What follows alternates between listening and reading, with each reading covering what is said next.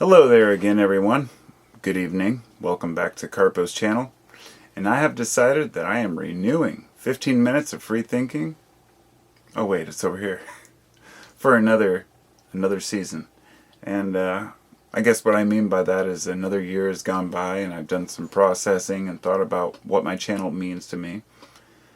Decided that I'll just keep on going, which may not sound, too surprising to anyone who knows my channel. But, there's moments where you start wondering, what's the point? But I love it. I love talking to y'all. And I wanted to start off by saying thank you. Thank you to my subscribers. Thank you to my patrons. Thank you to anyone who's ever made a comment or a discussion that's worthwhile and really opened up some dialogue. And start off with this particular thank you. This is a rock, or a stone, if you will, that was given to me by, whoops, that wasn't the first time I've dropped it today. It's slippery and my fingers are covered with resin because my arms are completely sticky and all the hair's matted because I've been manicuring cannabis all day. And I guess that kind of puts me in a good mood. But this particular rock right here was given to me by, if I'm not mistaken, her name was Teresa. She was one of my subscribers. I haven't heard from her in a very long time. And if you're out there, Teresa, I hope you're doing well. If it was not Teresa, then I apologize. But this was like 8 years ago. And this little stone means so much to me. Every time I find it in my pocket, or it's always in some random pocket, like in my overalls or something that I haven't worn in a long time. And I'm like, oh man. And this hat's getting a little warm.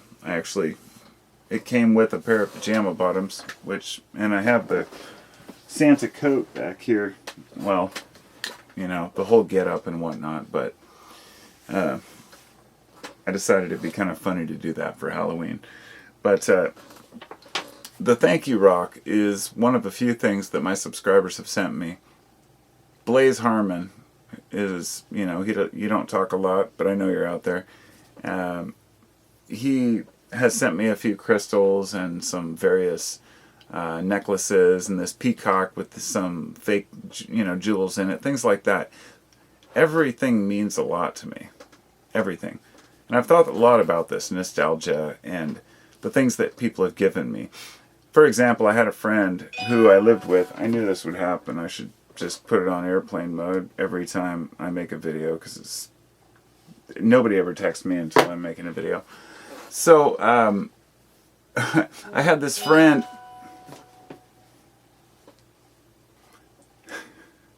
Okay, good now. His name was Eddie. He was from Texas. And his sister's name was Leslie. And we all lived together on Capitol Highway in Multnomah County in the Portland area. Kind of in, I guess it was southeast Portland, or southwest, sorry. And there was this guy, Rudy. And Rudy used to come around and Eddie was a younger kid. He made a lot of money selling weed. Rudy kind of took advantage of that. And I remember at one time, Rudy came home. He had been selling a lot of DMT, and it was just a crazy time in our lives.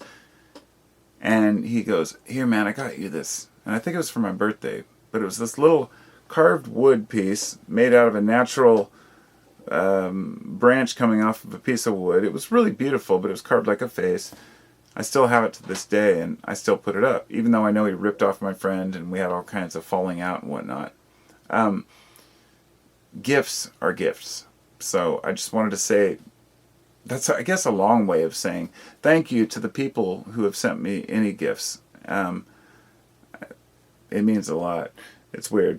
I'm not very good with gifts, and the reason that was on my mind is because I had said earlier that we were talking about being good with compliments, and we were talking about how we're not very good with taking compliments, and they said I'm not very good with, accepting gifts.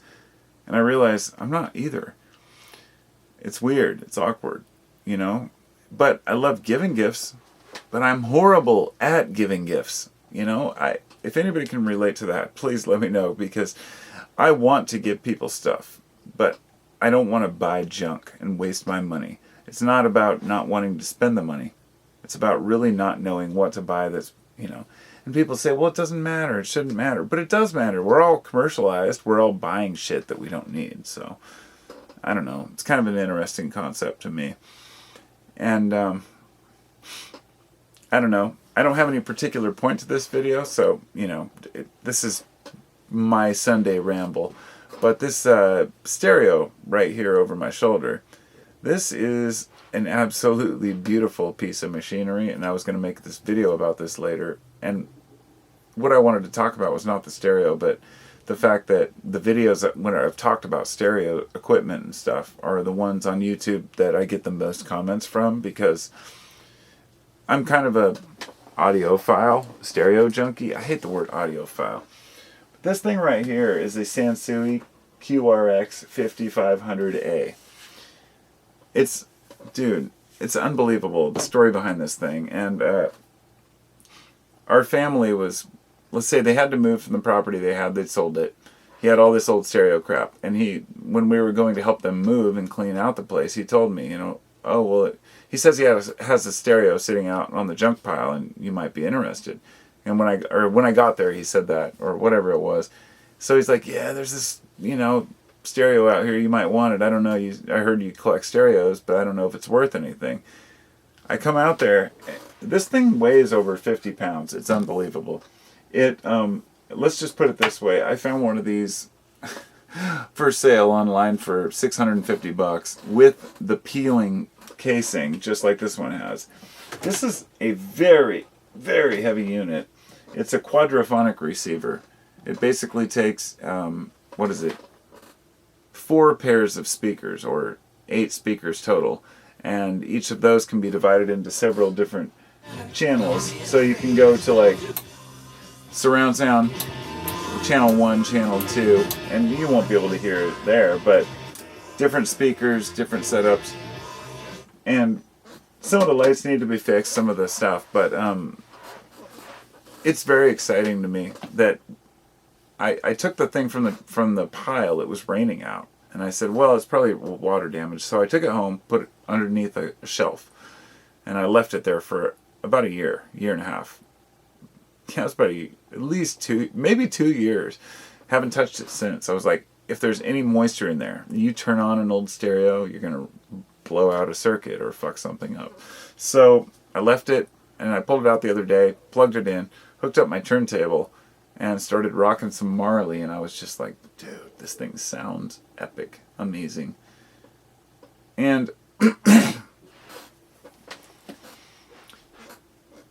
it reminded me of when I was a kid. My dad, Gregor Andrew Orr, you know, he was a good man. He died when I was 15, so it's like, I feel like as a poet, somebody who fought in the Vietnam War, didn't want to, he came back, it kind of damaged him a little, and he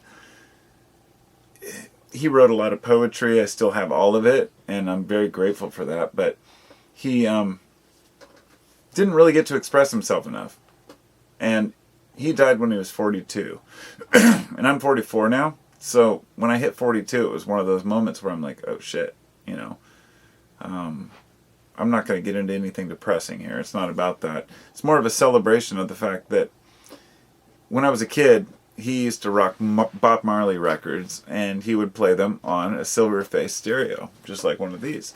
And it really brings back that kind of nostalgia. I have about 10 of them, so I'm not, you know, I've got, you know, 3 different Pioneer stereos, a Marantz, a few, like 3 Sansuis, and Yamahas, a whole bunch of other things. Because there was a point in my life where I was a little obsessed with nostalgia, but collecting vintage stereos and equipment. So I bought a lot of speakers and a lot of stereos. And I don't know. I like reminiscing. I like thinking about my life and talking about history, but you know, I'm limited on how much time I have on this recording, so that's why I thought I would just kind of ramble. I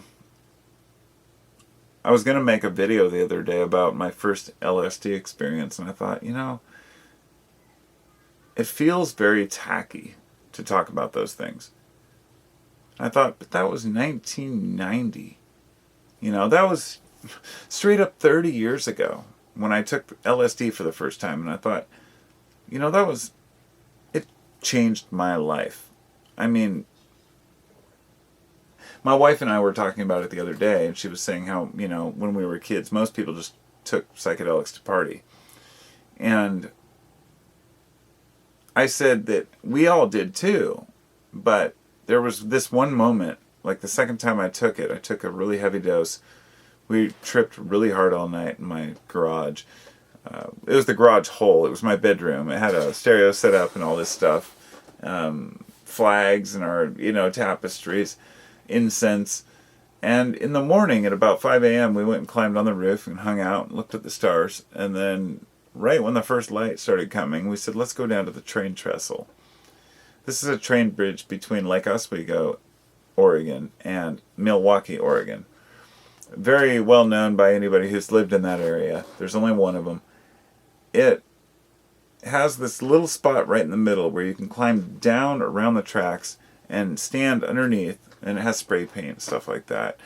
And you can listen to the trains go over. They're like right above your head. The railroad ties go right over you. But also there's two of those trestle parts, the big, arches that go up. And on each one there's a staircase, a rudimentary ladder that goes up about a third of the way.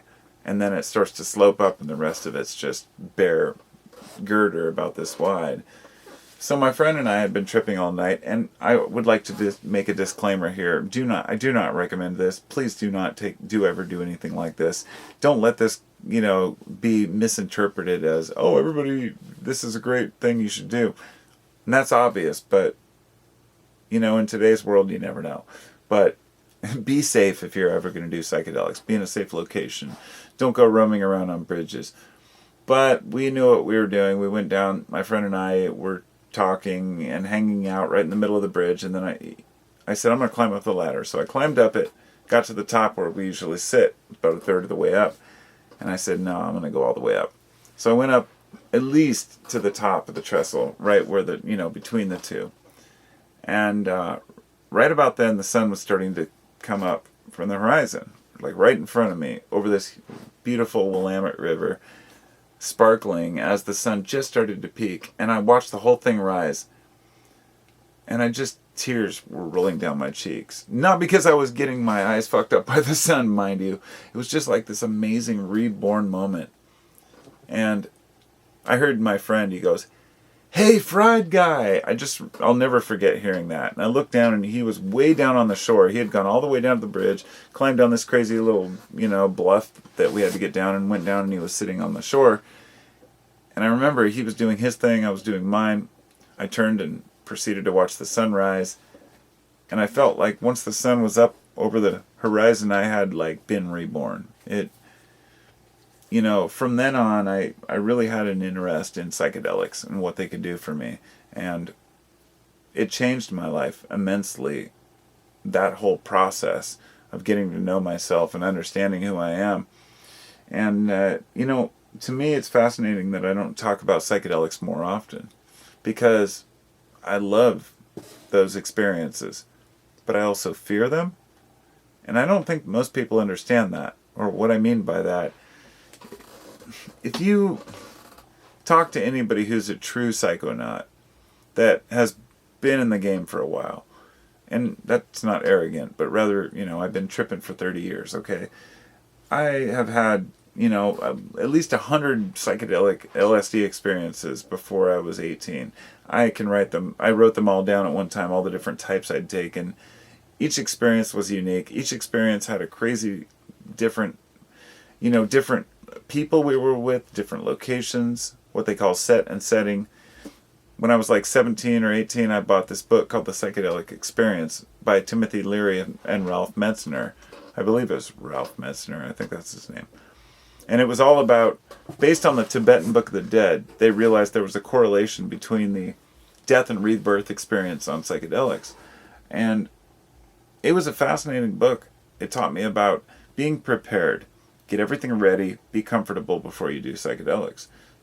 And that's not always easy when you're out, say, camping or doing something far away from home, which is why having a school bus is so awesome, because I have all the lights set up the way I want them, or no lights, all the switches and a bed and all the things that I could possibly need, because you want to be comfortable. But those experiences that I had when I was younger completely changed my life, and understanding how to respect them. To respect the plants, respect the psychedelics was, I don't know, I was grateful for it. I mentioned the other day that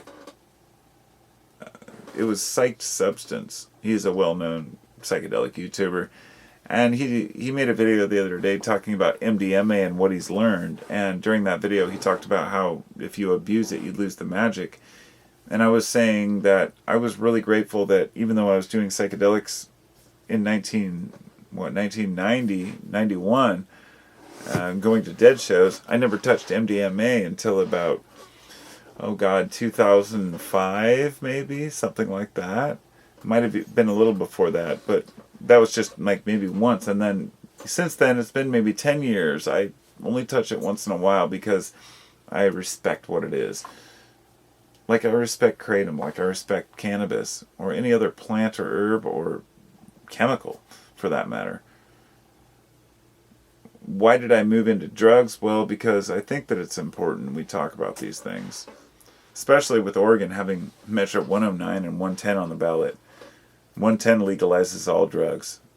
Decriminalizes, with just a fine that you can get rid of if you go check in and do a, assessment. 109 will legalize psilocybin mushrooms for doctors to prescribe to PTSD patients, which both of those are just amazing to me. So, I don't know. It's a crazy time to be alive, right? There's a crazy winter coming too, because regardless, there's still people who are out there who don't care about COVID. Honestly, they say that O blood types don't have as much of an issue, and I think I'm O. My dad was O, my wife's O, my kids probably O. But I'm still being cautious and knowing that this winter I don't want to overload the hospitals, and I'm hoping that we can have a stress-free winter. At least I'll have some cannabis for a while. That's kind of nice, but I guess I don't have that much. I have about 1 minute left on this, and I've been rambling because it's Sunday. As I've said before, I'm not going to do a lot of videos, but I'm going to try to do one every Sunday. And in the meantime, I'm also going to do daily or every few days. I can't say daily for sure, but I'm going to do short podcasts on Patreon. So feel free to visit. A lot of them you don't have to be a patron to check them out. So I hope you all are doing well out there. It's a crazy fucking world. I just like sharing my thoughts, and for what it's worth, and some of y'all like listening, so it is what it is. I hear sirens out there. I hear the rain. I just harvested just in time before the rain, so I'm feeling lucky. I'll talk to you all soon. Be well, take care of each other, and don't forget to smile.